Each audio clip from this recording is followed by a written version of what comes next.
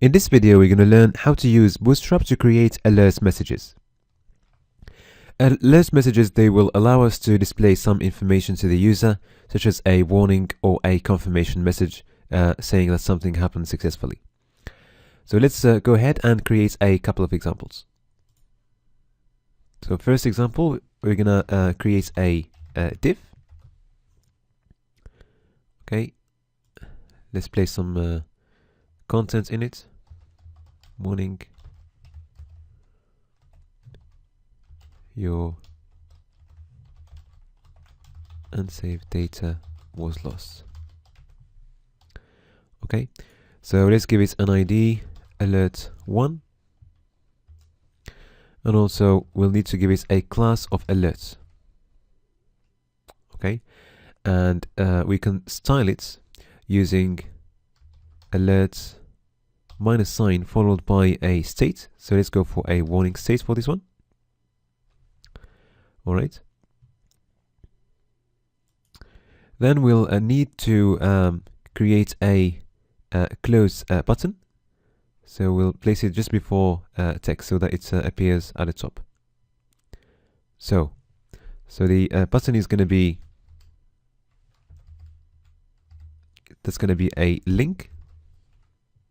Okay, so let's use an HTML entity to create the close button. So that's going to be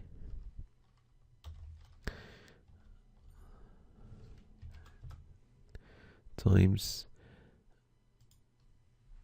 and then we're going to give it a class of close.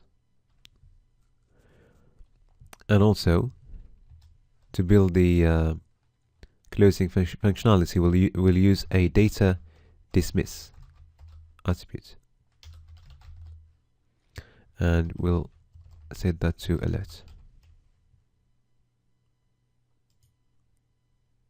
Okay, so let's save. If we refresh the page and we click on the button, you can see that the alert message disappears. Okay, so let's create a second example.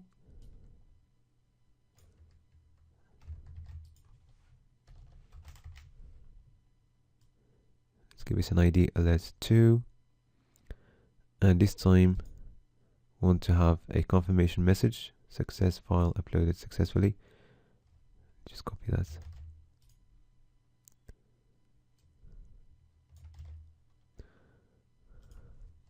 And let's change the style. So we want to go for a success state. All right. Okay, let's change the style of the.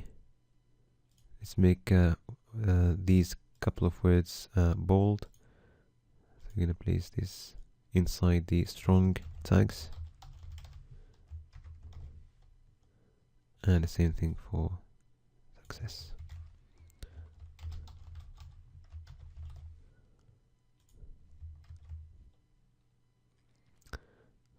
Okay. There are some events linked to the alerts plugin. So let's explore a few of them. So let's write a script. So you're gonna write some jQuery statements.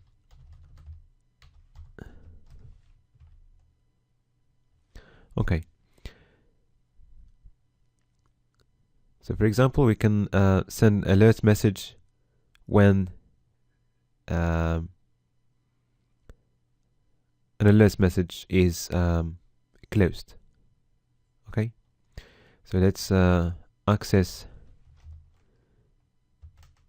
the alert message first, or we can access all the alert messages using the class alert.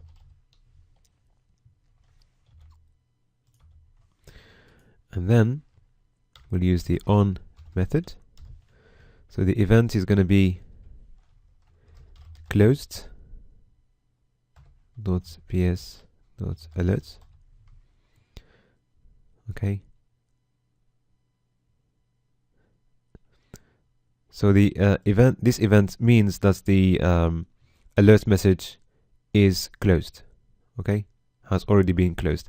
If you use the close.bs.alerts, this one will fire the function when the close instance is called. So once you click on the button, then we will execute the function, and then the alert message will disappear. Well, let's go for closed for now. So we want to run the function once the alert message is closed. Okay, so let's write a function that will send an alert message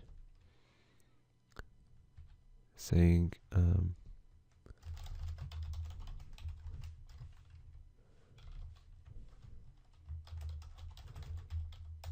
alert message closed. Okay, let's save and then refresh the page. So now if we close one of these alert messages, so we can see the alert message there. Okay, we can use the alerts method to close an alerts message. Okay, so let's for example, let's close the first alert message. So we're going to access the alert message using its ID alert 1, and then we'll use the alert method, and we're going to give it a parameter of close. So now you will see that when the page loads, the first alert message is going to get closed. So let's refresh the page. Here we go.